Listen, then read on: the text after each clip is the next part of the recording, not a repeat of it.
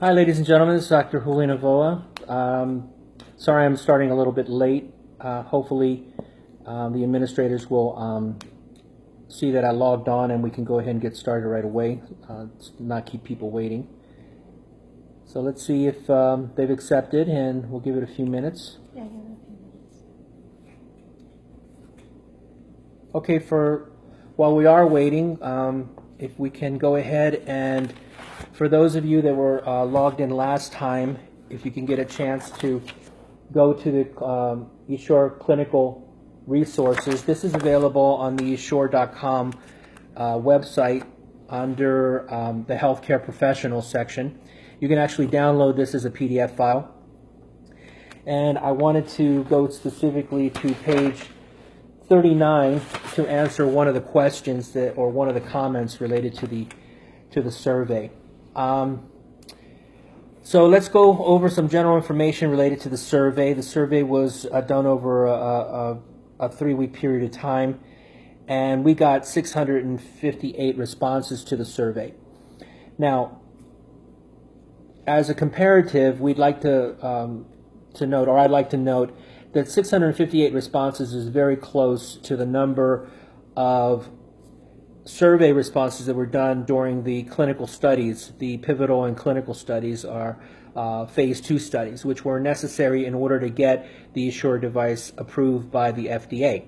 So as a group comparison, this is significant.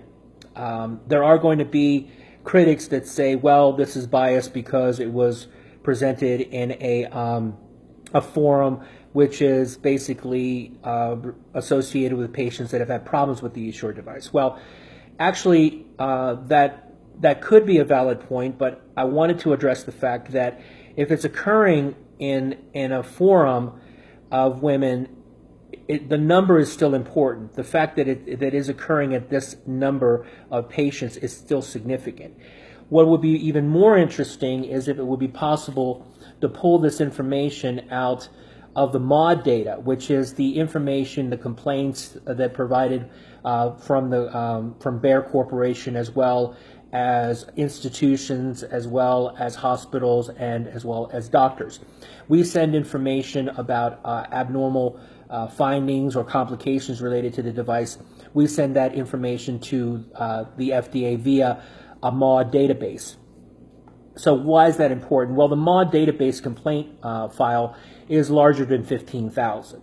So if we could have that information, and we could also compare it to the 16,000 that Conceptus had that may not be in the MAUD data right now. So we're looking at close to 30,000 responses. Now, the MAUD data is not set up like these questions are set up. These are basically were set up in such a way that basically it was a true or false or very limited number of responses to make it very easy to document in a pie chart, rather than try to delineate an answer out of 4 or 5 paragraphs like the MAUD data has. We ask some simple questions, and then you could say yes or no, or to degree of a response, which is actually very good as far as statistics are concerned. You can pull the data out much better. So let's go over the questions. There are 13 to 14 questions. I wanted to go over the first one. And for those of you that were able to look at the data that was presented in Essure Problems Forum, I understand that the administrators will probably be able to post that for you. So here's the pie chart, and my commentary will be on this pie chart results. Number 1, did you sign an informed consent to have the procedure performed while you were awake? Now, this is significant because obviously you can't really be obligated to do a procedure without being properly informed. And this is where I think it's also important for us to, because there's going to be an overlap of what I'd like to talk about. This basic question: are physicians violating the 4 traditional pillars of medical ethics? So when a doctor agrees or recommends that this procedure be done while awake in their office, why is the physician actually recommending this? Does the physician have significant experience with doing the procedure? What are the positive non-biased reasons why a doctor is requesting that a patient have this procedure done while awake in their office. Now, my commentary has been that there's a very, very small number of women that are actually good candidates to have the Essure procedure done while awake, as compared to general anesthesia. So, although I don't agree with the device itself being on the market, if I'm going to take the information presented by Bayer and by a lot of doctors that put this device in, I'm going to respond to that information. And my response to that information is that under the vast majority of cases, these procedures should be done under general anesthesia. And the reason that I say that is basically the answers that were given in the questionnaire or the survey. So, are the physicians violating the 4 traditional pillars of medical ethics? Well, we'd like to go over exactly what are they, because we need to know the motivation of why a doctor would be offering or recommending that this procedure be done while awake and recommended that it be done in the office. So the first one is autonomy. Autonomy. So basically, autonomy states that it's a respect for the patient's capacity to think, to decide, and to act on the patient's free initiative based on the fact that the doctor is providing full information and informed consent. And so that goes back to this first question. Okay. If you respect the autonomy of a patient, then basically you're respecting that patient's, the importance of the patient being able to get all of the facts together, being able to be provided the truthful facts of a particular procedure, and then giving informed consent for that procedure to be done. And one of those important points of informed consent are going to be related to how long is this procedure going to take, how painful is this procedure going to be, is it going to be a successful procedure, and what are the overall outcomes for me after I have the procedure done. So autonomy is the number one or a very important point related to informed consent and capacity to give informed consent. And here is, I think, where a lot of doctors are automatically violating that, because based on question number 1, did you sign an informed consent to the procedure performed while you were awake? I've seen a lot of cases. I've seen a lot of reviewed a lot of cases where there is no informed consent, or at least not one that would be a good explanation, a proper informed consent, because a lot of doctors are using traditional informed consents that don't really describe Essure at all. So when you're describing the risks and the benefits of the procedure, but you're using something that was used traditionally for tubal ligation, you're not getting informed consent from your patient, and again, you violated the autonomy of the patient. So in answering question number 1, the approximately 6% of patients stated that they did not give or were not given an informed consent to sign. A 57% said that they didn't even know if they did or didn't sign. So obviously, if you can't remember that you signed something, it probably wasn't explained to you properly enough. I think that's my opinion. 40% or 37.1% did feel that they were given an informed consent document to sign, and so I think it's a fair question and a fair answer on that part. So the second pillar of medical ethics is going to be beneficence, which is the promoting what is best for the patient. That implies that there's a consideration of the patient's pain, their physical and mental suffering, the risk of disability and death, and the quality of life. So if you're talking about beneficence, you have to consider how uncomfortable the procedure is going to be for the patient when they're doing the procedure awake. And here is where I think a lot of doctors fail to understand exactly how bad this procedure was to attempt to do the procedure while awake. First, the second question then will be, what were you told about the pain and discomfort you might feel during the procedure? What were you told about the pain and discomfort you might feel during the procedure? And I felt that this was an important point related to the fact that 6.7% of patients, and that's a lot. And when you're looking at OBGYN procedures, anything above 2 to 3% is significant. So when you're looking at 6% or 7%, of patients said, I wasn't told anything about the pain or discomfort level related to this procedure. And so this is where the shock value is related to that, because later on we will understand over 30% of patients felt that the level of pain when this procedure was done was at a level of 10 out of 10. 10 out of 10, which basically is excruciating pain. And the patient was never told about this. And had the patient been told about this, the patient probably would not have had or allowed the procedure to be done in the office and would have opted to have the procedure done under general anesthesia. So that was question number 2, which I found was significant, that 6.7% of patients weren't told anything about it, and that 22% were told that it was going to be similar to a pap smear. Now, a pap smear is generally awkward. It can be uncomfortable sometimes, but it's never or rarely been compared to level 10 out of 10. So basically, let's suppose that it's like getting your tooth pulled, a molar pulled without anesthesia, or having a cesarean section done without anesthesia. That's what 10 out of 10, in my opinion, is, and what I think we were talking about. So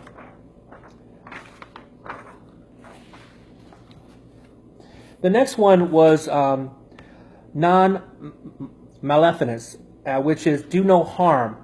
And the principle behind this is to remind us about the possibility of doing harm, especially when considering other options or treatments. So patients, time and time again, related to this survey, and the ones that I've talked to, have been talking about how this harmed them, how doing the procedure while awake harmed them physically, harmed them emotionally, and that, again, a significant number of doctors were doing that without consideration of the patient's feelings. Again, a violation of the pillars of medical ethics. And then the last one I wanted to talk about is justice. Justice. And this basically means that the doctor needs to hold patients to similar standards in similar situations. So basically, if resources are limited, you want to basically treat everybody about the same, considering the fact that to do some care to one patient should not be biased in comparing it to another patient. And so they should have the same access of care. So what were patients being told when the procedure was being done while awake? Were they advised that they could have it done under general anesthesia and that it would be basically painless?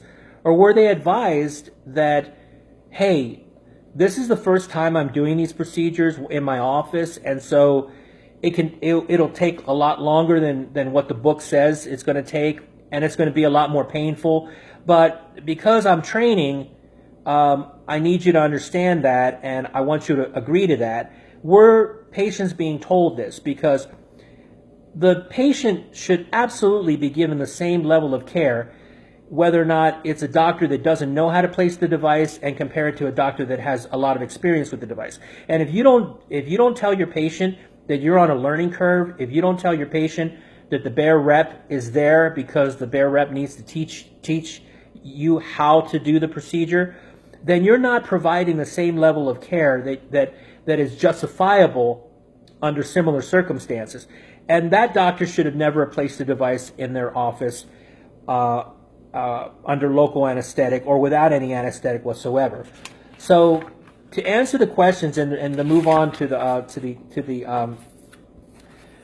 rest of the questions and their answers, a lot of this was not happening. There was a lot of inappropriate, unethical, and in many cases medical battery going on from the survey answers, and this is why I wanted to talk about it today.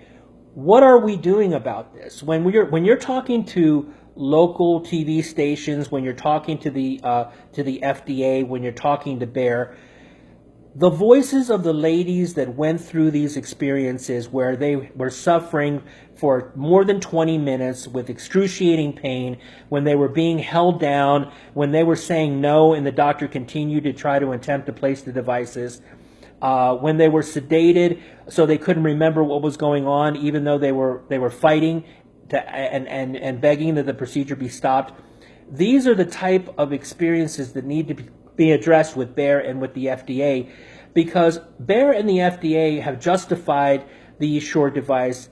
One of the main reasons why it's still on the market is because they keep stating that the Essure device as an awake procedure is a very unique option that is only available because the Essure device is available. If it's done under general anesthesia, you've taken away one of its major benefits, according to Bayer and the FDA. But now we have to address, well, what if you do it while awake? Just because you can do it while awake doesn't mean that you should do it while awake, especially if the patients are suffering, especially if the patients are screaming and their family members are in the hallway or in the waiting room and they can hear you screaming. Should you be doing this procedure on a patient while awake? And the answer is very, very obvious. Absolutely not. Okay, absolutely not. So, moving on to question and comment number 3. Were you given any of the following medications before the Essure device was placed? Now, there's a long list, and this is one of the more difficult and noisy pie charts that we're talking about.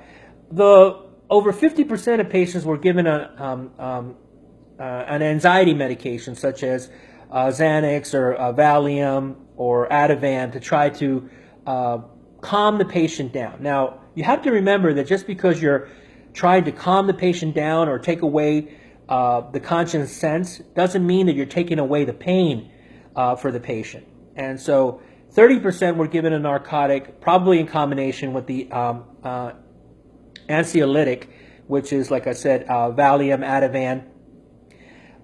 But some of the patients said that they didn't receive any medication whatsoever. And this is significant because it looks like more than 30% of patients don't remember that they were given any medication whatsoever. And so this is important, especially if they were suffering through the procedure. Okay, moving on. This is a really important one, and here we go. Please describe your level of pain during the procedure on a scale of 1 to 10. And all the way over here, this is the highest level, 10 out of 10. Okay. It also is the highest level on the answer chart. So, of the 658 responses that they got, over 30% or over 200 of the respondents answered 10 out of 10 level of pain. Excruciating pain. Pulling a tooth without anesthesia. Cesarean section without anesthesia. That's what I'm comparing this level of 10 at. And granted, some people will say, well, it was only for a short period of time. No, we're talking about 10 minutes, 20 minutes, 30 minutes, 2 hours. How would you even justify doing that to a patient where they're suffering 10 out of 10 and a doctor is persisting in trying to do this procedure when the patient is not comfortable? By the ethics of doing a conscious procedure, a doctor must stop the procedure if they can't get the patient comfortable, if they can't keep the patient comfortable. If at any time the patient says to stop, you have to stop.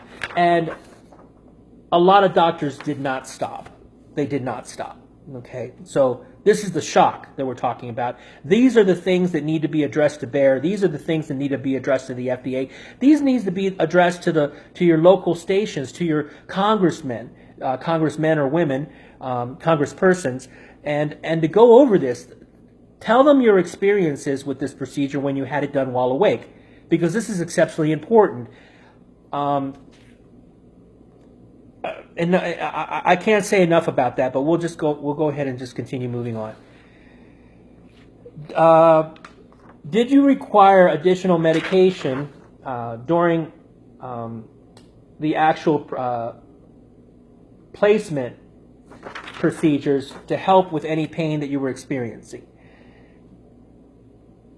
The significance here is that 17.9%, or almost 1 out of 5, stated that I requested pain medication, but I did not receive any. Okay. To me, again, this is what I've been reviewing for years now.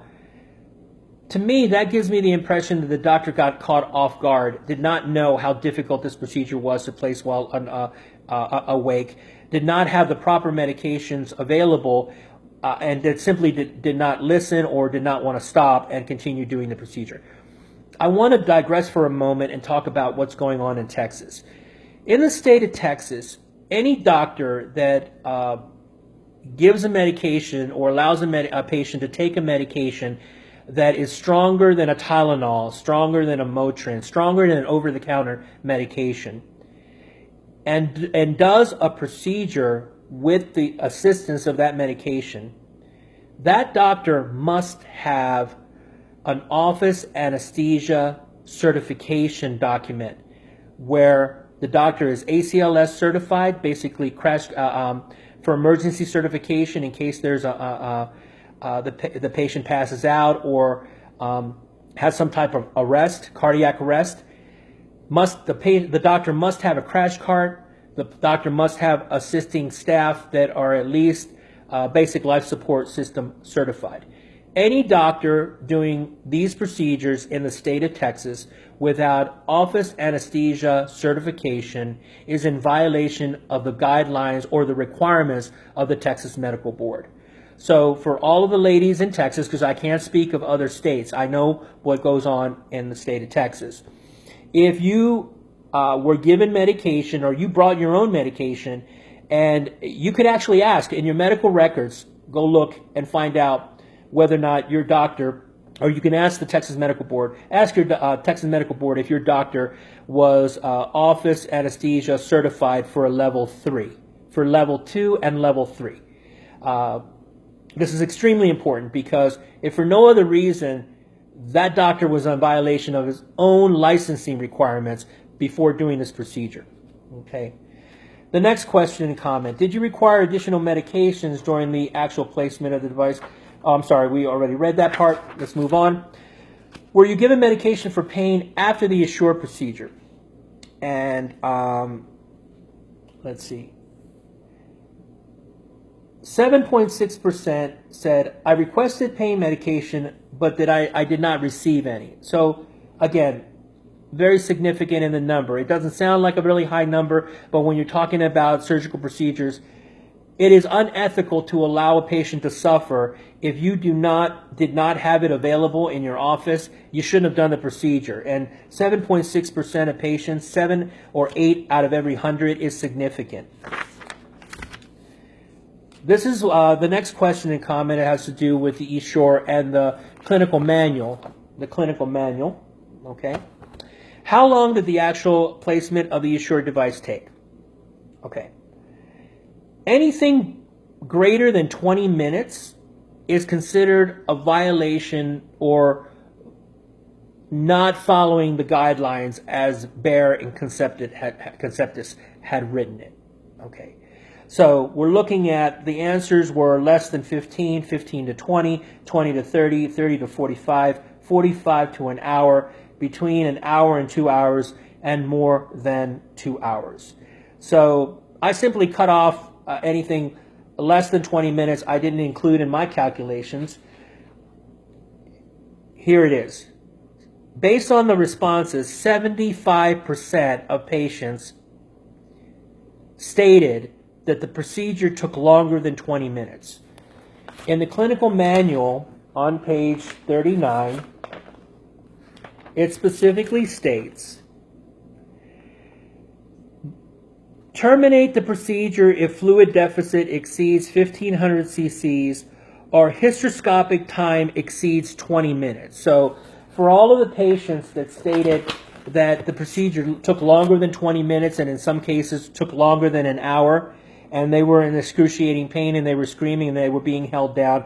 Here is what you need to look at in the medical records. How long did the procedure take? If it took over 20 minutes, you need to address that. Did you feel, next question, did you ever feel at any point the procedure was being continued without your consent? Here is the most important question related to medical battery. If you felt that the procedure was being continued without your consent, that's medical battery. Okay. We're looking at 15.2%. So that's almost 1 out of 5. 1 out of 5 would be 20. 1 out of 6, 1 out of 7 patients were stating that the procedure was continued without their consent. That's medical battery, ladies and gentlemen. A clear violation of the medical ethics that some of these doctors were doing. Okay. How would you describe the whole experience of having the Essure devices placed while you were awake?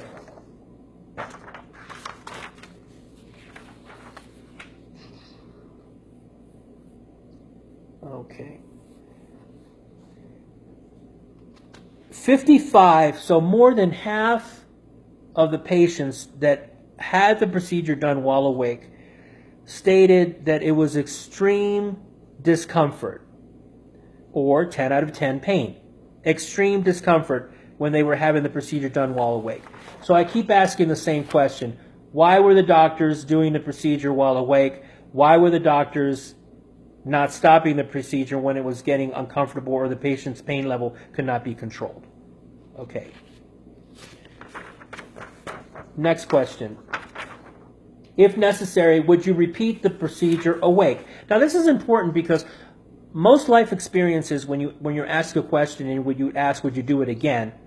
If it was an enjoyable experience, most people would give it a thumbs up. And if it was a traumatizing or unenjoyable experience, they would give it a thumbs down. In the cases, for example, of pregnancy and delivery, a lot of patients say, I mean, it was a horrible pain, but it was worth it because I had a beautiful baby. And they would probably, in the next time that they would have a baby, they would say, give me the epidural. Okay, so yes, they got something positive out of it, but in reality, they would not have done it while awake or without any type of medication, assistance of medication. So, an incredible 81.2% of patients stated that they would not repeat the procedure awake. So here are patients that have actually experienced this and would not recommend it to someone else, would not agree to have the procedure done again. And here is where I understand a lot of times the comfort and the trust that patients experience, especially those that went back and had the procedure done again when the doctors were only able to do one side. I totally understand why you were doing what you were doing, because you trusted your doctor, you thought that this was normal, and basically the doctor should have known better and given you a better explanation and said, listen, let's just do this procedure under general anesthesia. I don't want you to come back to the office and do it again as an awake procedure. The next question was, if necessary, would you request that the procedure be done under general anesthesia rather than awake? And 71% of patients said yes, they would rather have had the procedure done under general anesthesia if they had to do it again under general anesthesia rather than awake. Again, the point of recommendations, would you recommend to a friend that they have the procedure performed while awake? And an incredible 86.5% of patients stated that they would not want to have it done awake, and they would not recommend it to a friend while awake. And the last question, based on your experience, do you believe the procedure should be performed while awake or conscious? So this is what the FDA, this is what Bayer needs to have reviewed and needs to have looked at carefully. Okay. 79.9% of patients stated that they would not recommend that the procedure be done awake or conscious. So there, and the FDA is going to come back and say, well, the information does not compare to the data that we've collected through the studies that we've done. The patients never responded this way. Well, number one, none of these questions were asked in the clinical and pivotal studies, the phase 2 and pivotal studies. They weren't asked. The patients weren't asked these questions about how long did the procedure take? Did they suffer through the procedure? Were they given pain medication? Did the pain medication work? These are the questions that needed to have been asked and weren't asked. That's one comment. But the next comment is this. Most of the clinical and pivotal studies that were done, the pivotal studies and the phase 2 studies and the clinical studies that were done afterwards, were done by doctors who were experts at hysteroscopic procedure insertions. Okay. When you have an expert that does something, it's going to probably be relatively straightforward and relatively easy to do, and you're not going to get the same answers as when you compare it to a doctor that's never placed an Essure device but is attempting to do it as an awake procedure in their office. What would have been the proper management? Doctors that didn't know how to do this or were new at it should have done it under general anesthesia at the hospital until they got good at it, and then with proper explanation told the patient, okay, the new group of patients, okay, let's go ahead and offer it as an awake procedure in the office. But these doctors that probably were the cause of these horrible answers were novices. They didn't know what they were doing. They didn't know how to place these devices. So why were they doing it in the office? And here's where we get into more of an explanation.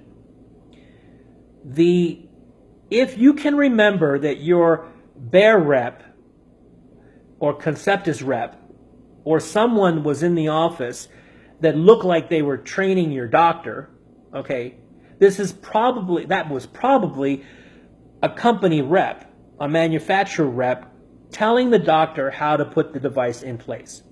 So basically, the patient was a guinea pig for the training curve for that particular doctor.